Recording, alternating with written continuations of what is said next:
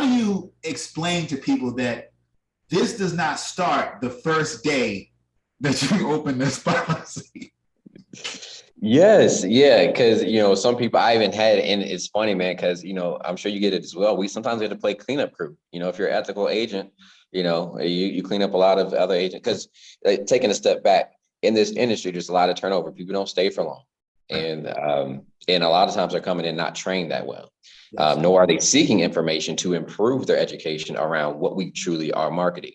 So in that, a lot of times we do have to play cleanup crew sometimes. And to your point, I actually had somebody that called me the other day, and they were in discussions with an agent that was telling them their goal was to take money and in 90 days use it for X, Y, and Z. And the agent they were talking to told them the IUL, or a permanent product, a product that lasts you your entire life, if you do it appropriately, was the proper fit for that, and they would have access to money in 90 days. I'm like, as much as I would love to help you out, right? You're not going to be happy with me, because that's not going to happen. Are there cases where you can tap into your money fairly quickly? Yes, but from the average person, that's not going to happen. You have to have a good amount of cash value already coming. You have to dump money in. So a lot of money. For the average person, that's not the conversation. Yeah, man. So as far as how we approach that and just letting them know, I just like to have just set expectations early, man. Just we get on it. I tell them about all the things that it can do, but I emphasize long-term. I don't really talk about stuff that's in short-term. I'll ask about goals that they may have. Like, what are your 3, 5, 10-year goals?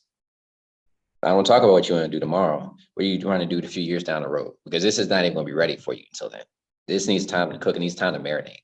So, yeah. And then in doing that, and most of the times it's received and understood if we're having that conversation up front. We are setting the expectation of, yeah, you give me some money today, and tomorrow you can go take out $10,000 and you can go buy, Nah, that's not how it works. That's not how it works. So awesome. No, I just wanted you to share, something on that from somebody who's in the space, helping people to, create, these kinds of contracts, that will, allow them to establish generational wealth, that will allow them to receive, tax-free income, down the line, potentially at retirement. But understanding that there is an approach, like this works in stages, it's not an immediate thing. How do you feel being in this industry? And this is one, because for me, I tell people, if you really want to understand this stuff, you need to get a license. You need to just get to the industry. And then Agreed. Really, kind of embrace it, right? How do you feel though that, being in this industry has changed you as a person? You talked about your early years and, being kind of rocky. Getting into this industry has evolved you just as a man. Whew, man, I've learned a lot, but I think that one thing, man, it definitely has I'll say it has checked me in the sense that there's a lot of opportunity, especially as a broker, to fatten your pockets at the cost of others. And so and in the beginning stages, you're growing and you've got decisions to make. Hey, rent's due. Mm-hmm. If I do this, my rent's paid. But the client loses, or I can do this, the client wins, and rent's probably not getting paid. So being in those situations, I can walk away proud that I can say that the clients, I always make sure my clients win. It doesn't matter what's going on with me personally, the clients are going to win. And I think that, being tested in the fire, in a sense, did a lot for me as far as my confidence in being able to do that. But also, I just think it has made me become even more purpose-driven and selfless, because, and not before that, again, not really having not a sense of purpose, but I didn't really have anything to attach my purpose to, or really being able to fine tune what it was.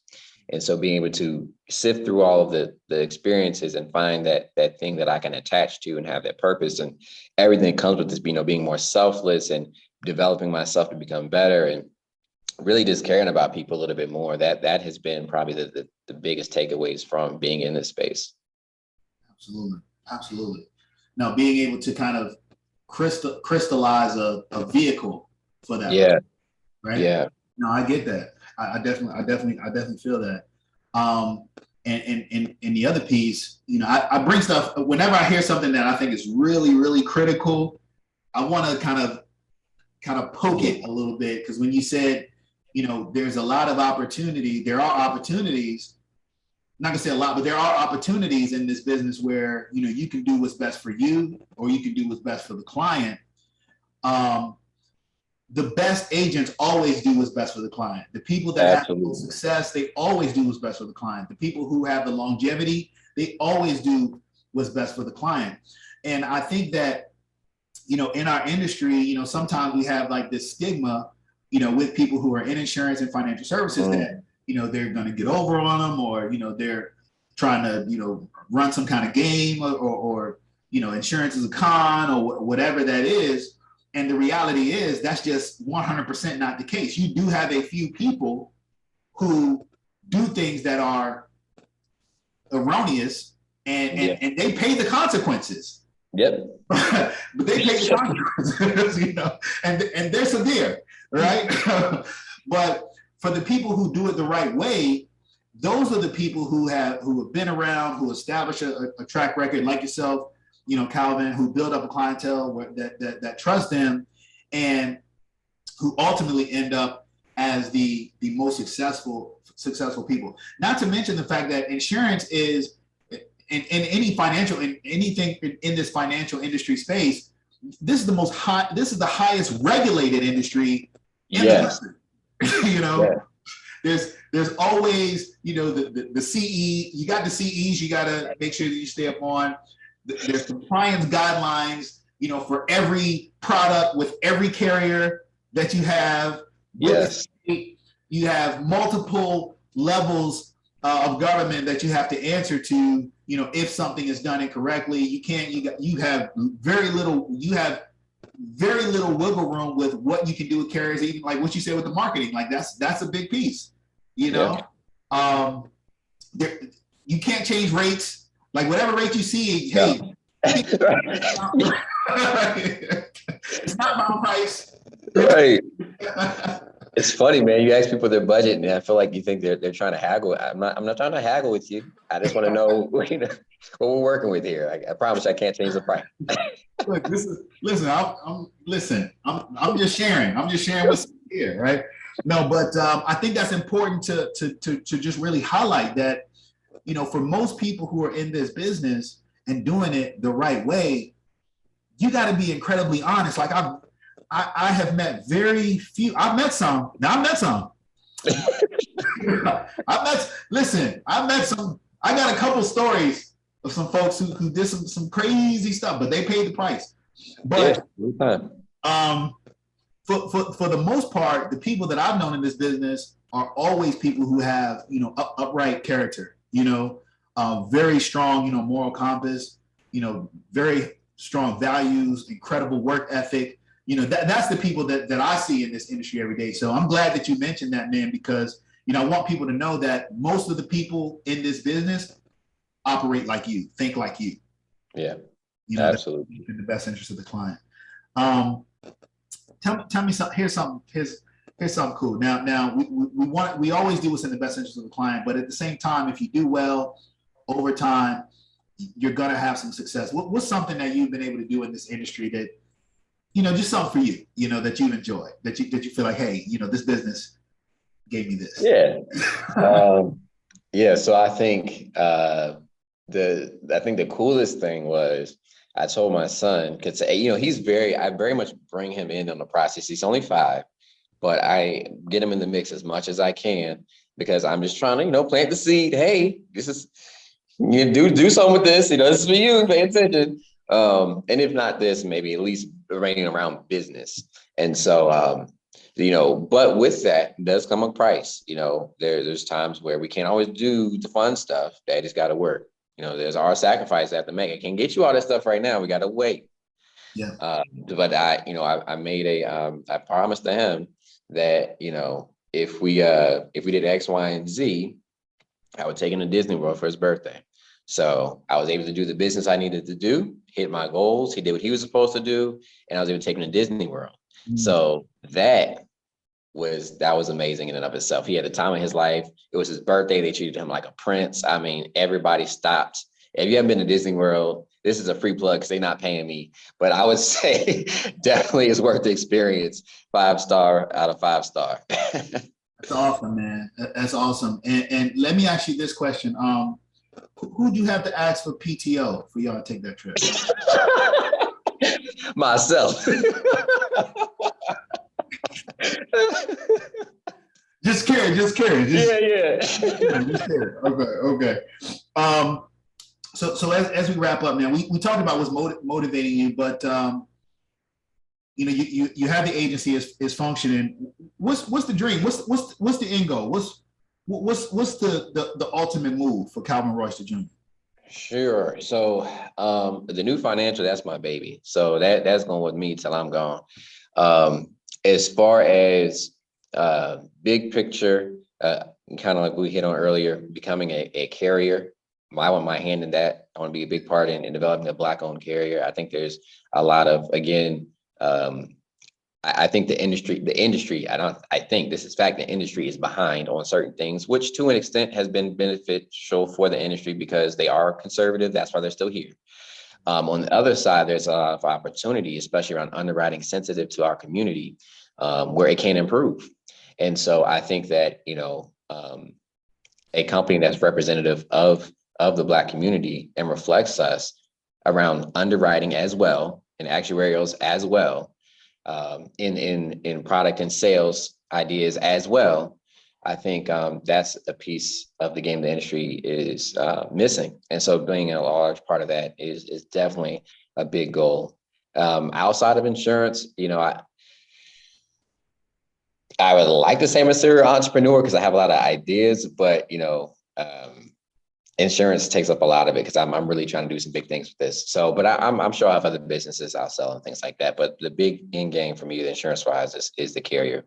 Very piece. All right. And you're right. That is important. I mean, there was a time where we had some carriers. We had Atlanta Life. They're still around. North Carolina Mutual, still around, but they're smaller. You really don't hear about them. And there was a time when they were larger companies. Here in Richmond, we had the United Order of True Reformers, like their association. But over time, it's like our presence has really diminished to an almost, I'm not gonna say non-existent, but it's a very minuscule on a large level, like on a large level, yeah. To really be able to kind of shape the direction, of where the industry is going. So I think that's certainly very necessary, and even maybe a revitalization of some of those other companies who've been around for a while, because a company can really only do what it has the economic support to do. Especially when you're talking about quasi-banking institutions, like these insurance companies. So yeah, man, that's a strong one. That's a strong one. We're gonna talk about Absolutely. that. But but as we close out, what's for somebody who is looking to get into this space, maybe they're on the fence, they're thinking, maybe they went and interviewed with a carrier or an IMO, they're thinking about getting licensed, getting into the business. Maybe they're on the fence, what would you say to that person? What kind of words would you share with them? I would say, go ahead and get the license, because the worst case, you have a license. And to me, getting an insurance license is equivalent of a vocational degree or certificate. You can turn, just like somebody can go to HVAC school, somebody can go to a cosmetology school or whatever it may be, whatever the trade may be. these people are doing that. They're going through all this, spending thousands of dollars, spending all this time, and are, to go pursue a career that they may or may not stick with, but there's a lot of income potential. Insurance is no different. You just go get the license. On the scale of the other options out there, insurance probably has the lowest cost barrier of any of them. Real estate, you're going to spend thousands of dollars to get into. Insurance, it's 200, in Virginia, it's about $200 or so, give or take, by the time you finish background, fingerprint, all that other stuff. So very affordable price point to get into the insurance space, get the license, and then get connected with somebody that can kind of help walk you through and figure out, where do you fit in it? And you don't always have to be a salesperson. There's a lot of opportunities in different departments within insurance companies, small companies, big companies, this, that, and the other. So a lot of opportunity there. The main thing is just making sure that you give yourself a chance and get the license. Love it. Love it. If anyone is looking to connect with Calvin Royster Jr., a new financial, I don't know if you're recruiting, if you're building and bringing on others, but if they want to just get in contact with you and share some more, get some more information, kind of share some more of your time, how do people reach you, Calvin? I think we lost Calvin for a minute, but I will tell you that A New Financial, you can find them online at theanewfinancial.com. Man, it was a great conversation, to have. I think we had some technical issues, but the anewfinancial.com. If you are on Instagram, you can look him up, Insurance Bay, and just a great guy, an incredible professional, and I hope that in the conversation you heard something from him that, just made you think to yourself that, this could be something that's a new for you. And maybe, you should get a license. Until next time, thank you.